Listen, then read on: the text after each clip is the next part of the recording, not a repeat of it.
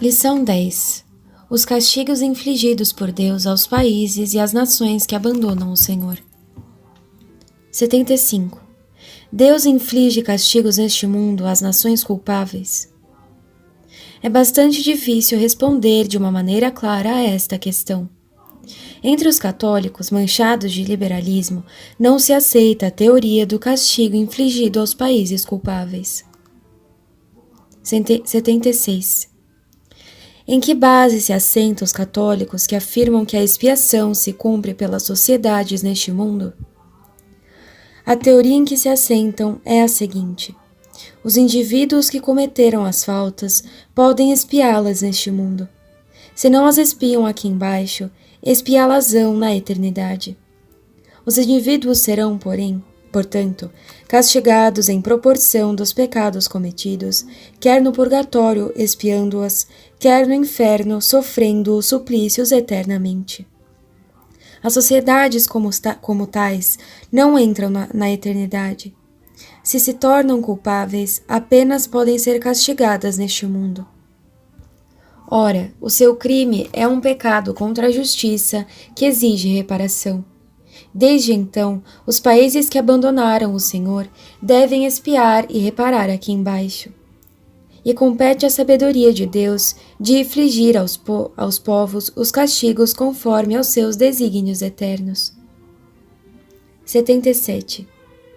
O que entendeis por castigos conforme aos desígnios eternos? Os países e os povos e toda a sociedade devem a Deus em estrita justiça, se são culpáveis, uma reparação e uma expiação. A medida dessa expiação, sobretudo quando esta deva cumprir-se pela via dos castigos divinos, é deixada à sabedoria e aos decretos divinos.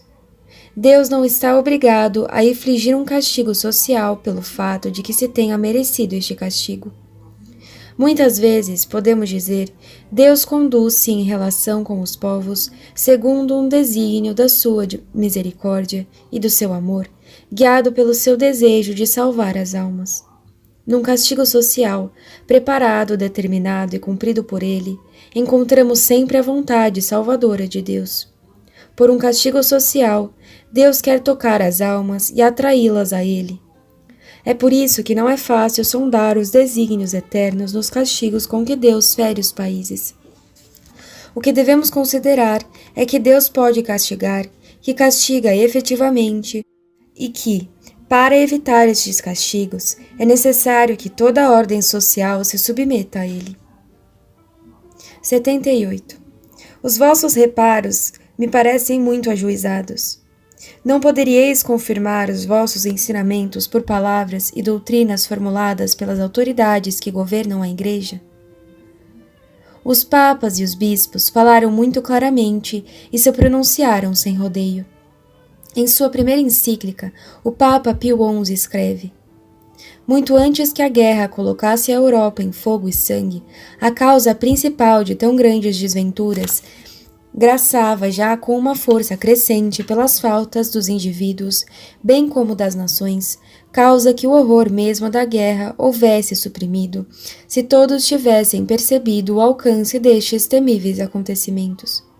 É por ficarem desgraçadamente separadas de Deus e de Jesus Cristo que os homens passaram da felicidade de outrora para este vórtice de males.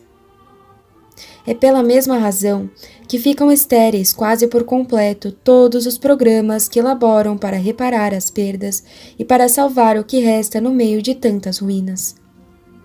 Deus e Jesus Cristo, tendo sido excluídos da legislação e das tarefas públicas, as leis perderam, por isso, a garantia das sanções reais e eficazes. Na sua alocução consistorial, de 24 de dezembro de 1917, Pio V declara solenemente: como o desregramento dos sentidos precipitou as mais célebres cidades num mar de fogo, assim nos nossos dias a impiedade da vida pública, o ateísmo erigido em sistema de pretensa civilização, tem precipitado o mundo num mar de sangue. O mesmo Papa, na mesma alocução, afirma que as calamidades presentes não acabarão enquanto o gênero humano não regressar a Deus. Leão XIII, Pio X e Pio XI não falam de outra maneira. Recorde-se o leitor que este livro é, originalmente, de 1926. Dentre os bispos, o cardeal Mercier fez ouvir sua voz em uma carta pastoral que ficou célebre. A lição dos ventos. Lê-se nela: os crimes públicos serão mais tarde ou mais cedo castigados. E na mesma carta pastoral: a violação do dia do Senhor, os abusos do casamento, ofendem a Deus seguramente, meus irmãos, e justificam a sua ira. Mas não é preciso duvidar, o principal crime que o mundo expia neste momento é a apostasia oficial dos estados e da opinião pública. E ainda, hoje os homens encarregados da missão de governar os povos são e se manifestam, com pouca exceção, oficialmente indiferentes a Deus e ao seu Cristo. Não incrimino as personalidades respeitáveis que, para não provocar um mal maior, submetem-se à situação que lhes está preparada. É esta situação mesma que encaro e, em nome do Evangelho, à luz das encíclicas dos 4 últimos papas, Gregório XVI, Pio IX, Leão XIII e Pio X.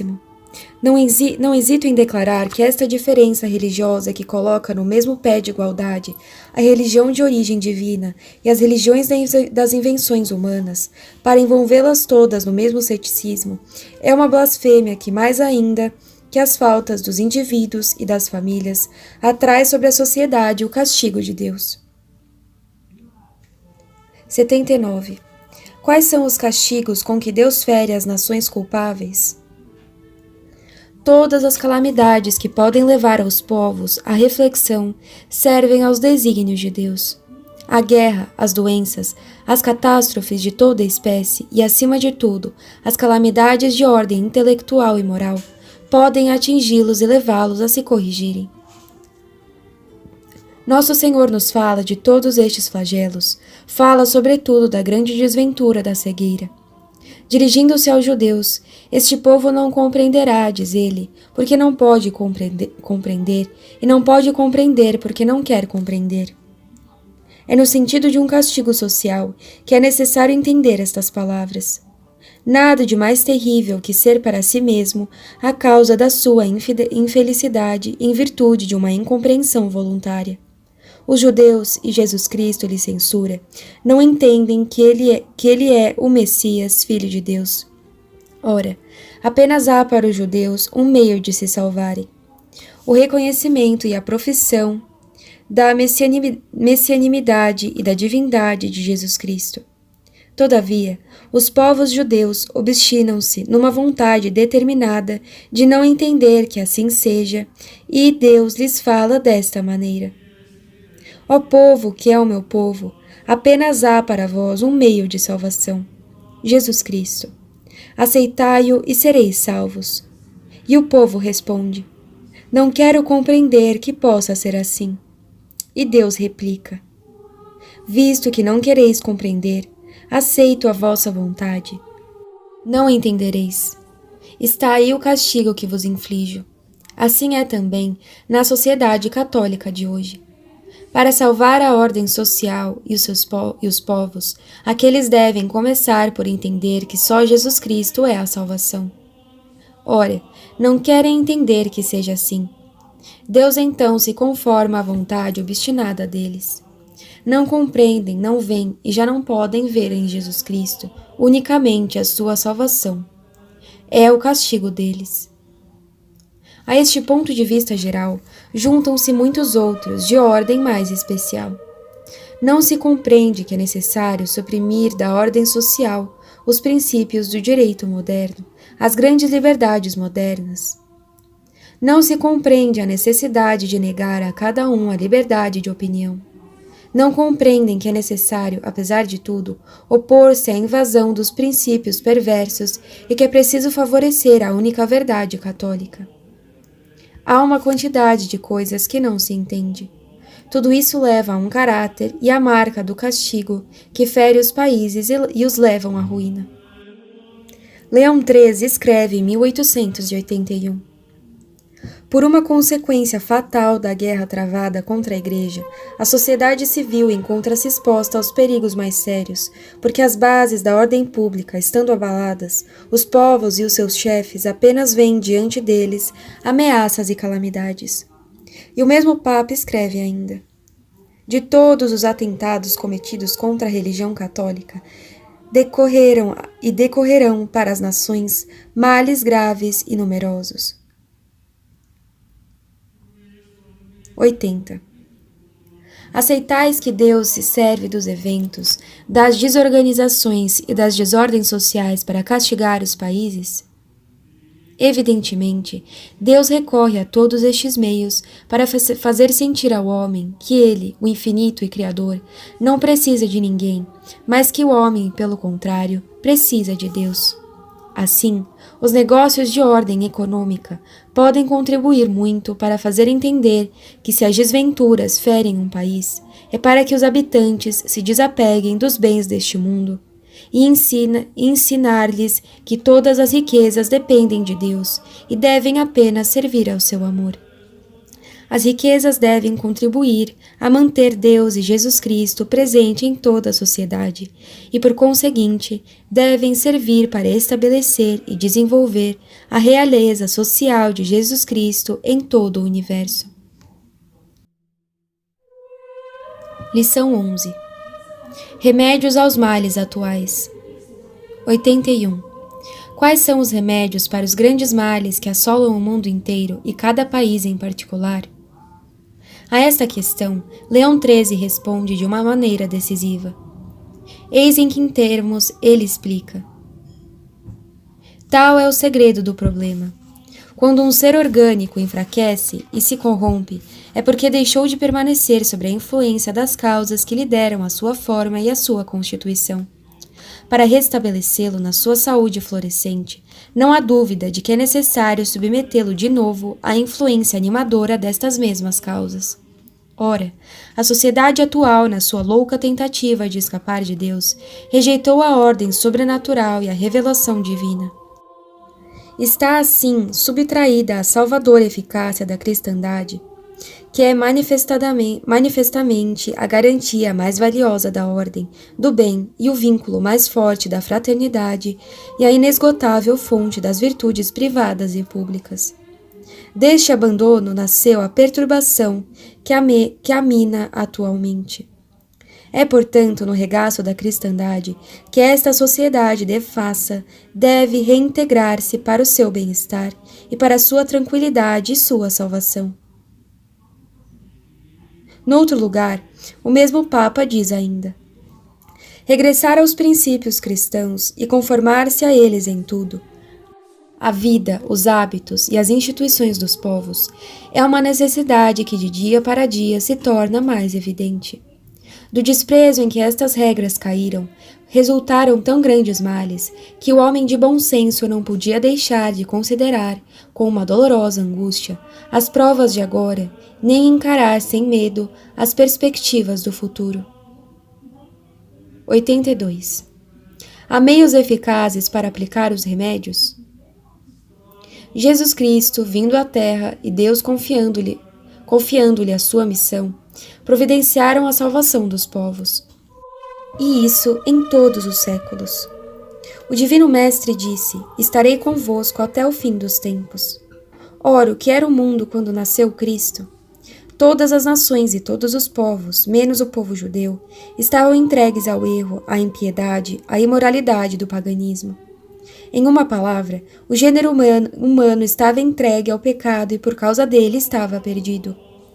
O homem que devia a Deus adoração, amor, reparação, reconhecimento, ação de graças e oração, não podia esperar outra coisa senão a vingança da justiça divina. O que faz Jesus Cristo? Quer constituir o homem na capacidade de prestar a Deus os seus deveres. Esta capacidade e este poder, dentre todas as criaturas, só Jesus homem possui. Ele encarrega-se da totalidade dos pecados do gênero humano para repará-los e confere ao homem a sua capacidade de adorar a Deus dignamente. Reparar dignamente, dar graças e de rezar dignamente. Deus fere Jesus. A justiça é satisfeita e o mundo é salvo. Os povos prosternam-se diante do crucifixo. Com Constantino, a cruz submete os tronos a Jesus Cristo, Rei dos povos, preside os destinos das nações. Pela sua imolação e seu sacrifício, Jesus Cristo salvou o mundo. Quem poderá arrancar o universo dos males atuais? Unicamente Jesus Cristo, pela aplicação dos méritos de sua paixão e de sua morte, para as nações, bem como para os indivíduos. 83. Como Deus tornará eficaz este meio? É aqui necessário ouvir e pôr em prática as palavras do apóstolo São Paulo. Cumpro na minha carne o que falta à paixão de Jesus Cristo, em favor do corpo místico que é a Igreja. As palavras do grande apóstolo são significativas. 84. Sim, essas palavras são significativas, mas ainda falta penetrar-lhes o sentido.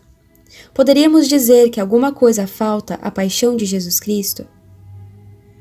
Isso sim seria um deplorável erro. Jesus Cristo satisfez plenamente por todos os homens do passado, do presente e do futuro.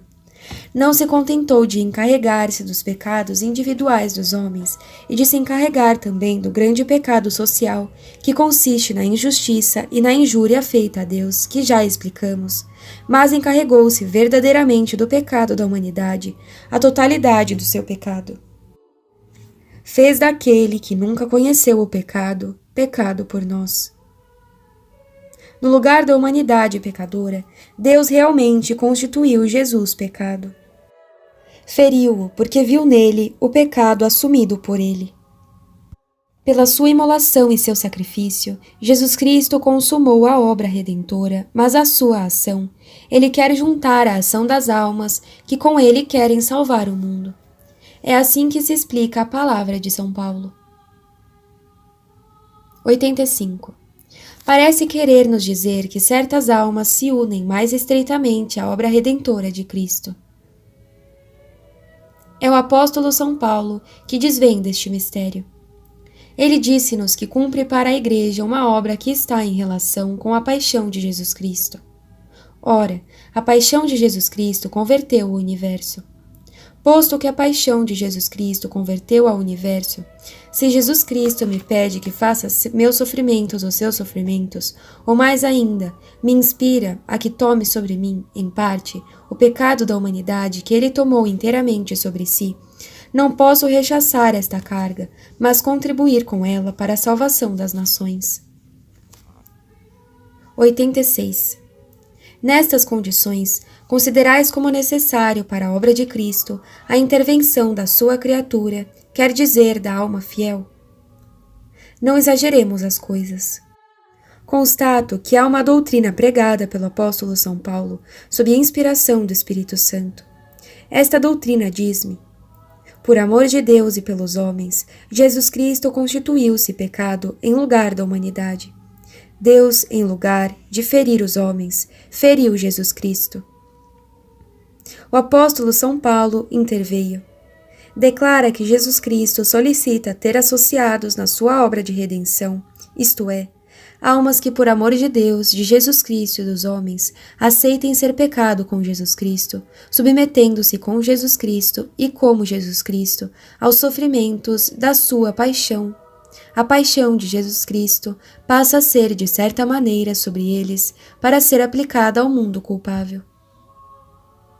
87. Esta imolação com Jesus Cristo supõe uma grande intensidade de vida espiritual.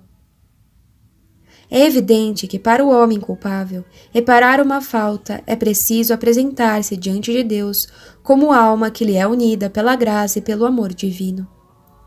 Como e com Jesus Cristo sofrendo e morrendo, ela deve unir-se estreitamente às três pessoas divinas.